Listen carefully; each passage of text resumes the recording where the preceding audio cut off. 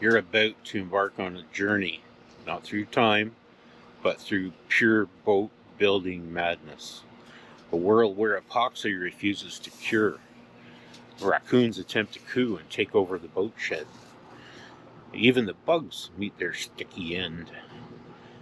But you're about to enter the boat building zone. Welcome back, folks. My name is Rick, and with my wife Lori, we're building a 31.5-foot diesel trawler in our backyard. I just wanted to give you a real behind-the-scenes update.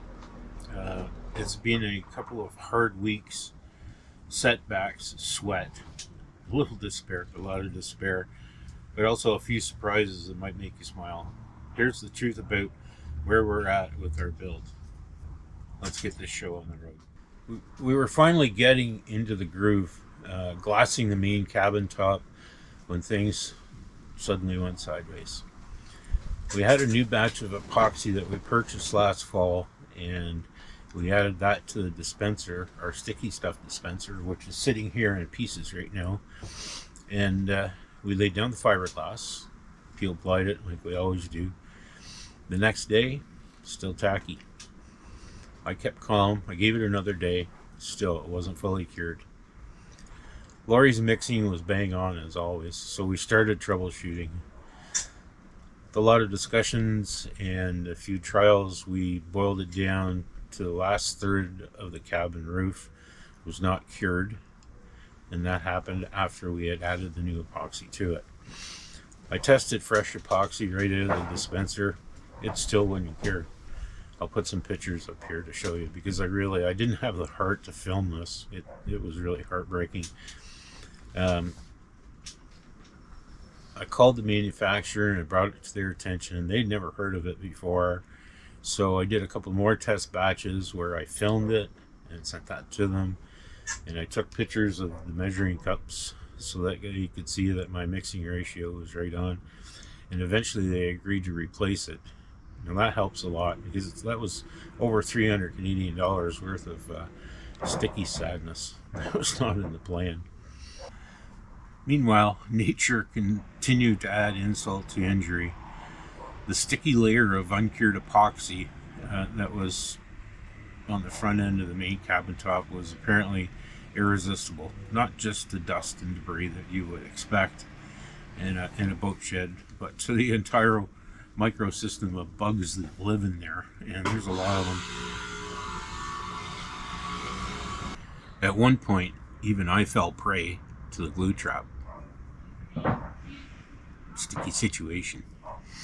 With the forward part of the main cabin roof not being fully cured, the only thing I can do is try and strip it off. And I tried pretty much every power tool I had, and all it did was roll it up into the little tiny balls, sticky balls. It was miserable. There was days and days of grinding, scraping, and uttering a few choice words that I can't repeat here on YouTube. You all know why, especially those that sailed with me in the Coast Guard. By the end, I'd scraped off most of the epoxy, and most of my optimism went with it. Unfortunately, by that time, my momentum that we had built up over the previous couple of weeks was gone. My confidence rattled. My tools, they were all covered in gunk, and I'm still cleaning them up today. So those of you that have been following on Facebook know that our boat shed has been invaded by raccoons, and as of today we've trapped 4 this year, and there's a 5th one hanging around. One of them was a monster. Called him Rocket 4, and he had destroyed 2 normal live traps. But eventually we got a better trap, and we deported him to Raccoonville to live with his brothers. Hey, it's Rocket here. Don't forget to like and subscribe, or I'll steal your snacks.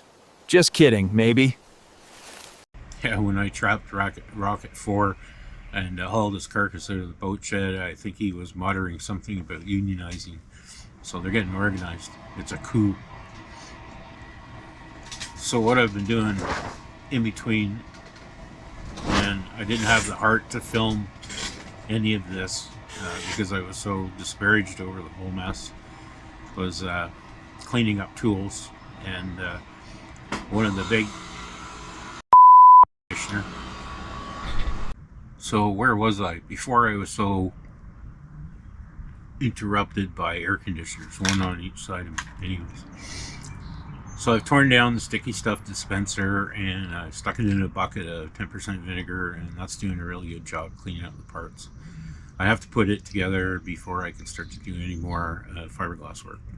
I refuse to mix it by hand. So anyways, one thing that really bothered me was, I hate waste, but this whole process of building a boat, especially with these materials, is incredibly wasteful.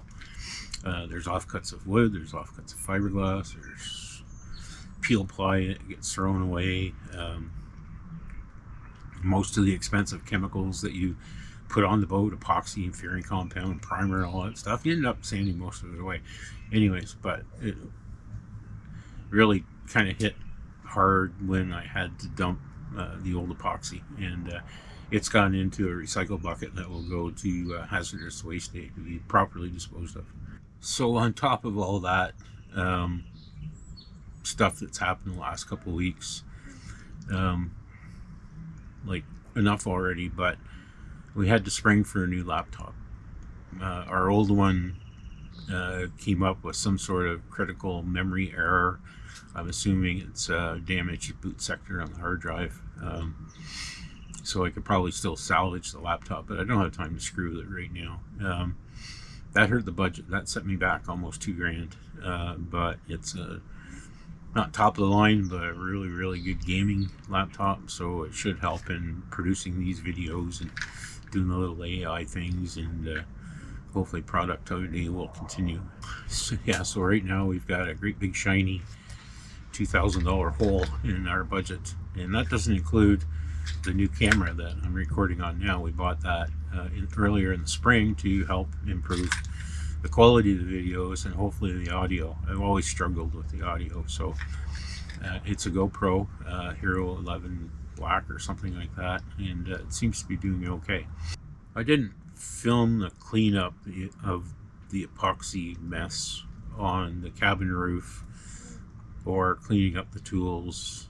I did try to film cleaning up the sticky stuff dispenser, but for some reason that footage came out with no audio. There you go. You spend $650 on a camera and it can't record noise.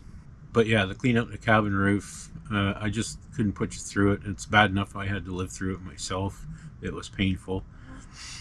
But, you know, folks, if you've ever thought, hey, you know, you kind of like what we're doing, it's a vlog. It doesn't really have a script. It's just something that we work through, and I manage to tackle projects as I can with the resources that I have, and sometimes I have to wait for stuff. But if you think that's okay and it's within your means, would you please consider buying us a coffee? This is the boat that Coffee built, as well as a few other things that I can't mention. I put a PayPal link in the pinned comment, and only if you can and you truly want to see us keep making content.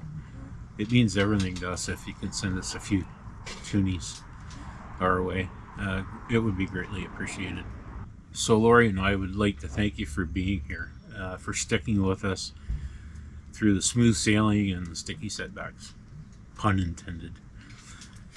We're going to get back on our feet, one clean tool and one bug-laden epoxy patch at a time. Always forward, even if it's a little tiny step. You don't build a boat like this in really huge flurries or chunks of production anymore. We're getting to the point where the devil's in the details. So if you've enjoyed following our journey and want us to help keep this project and videos rolling, consider buying us a copy. The link's in the pinned comment. Every bit of support that you can provide, whether it's subscribing to our channel, liking the videos, and leaving us a comment, we truly appreciate it.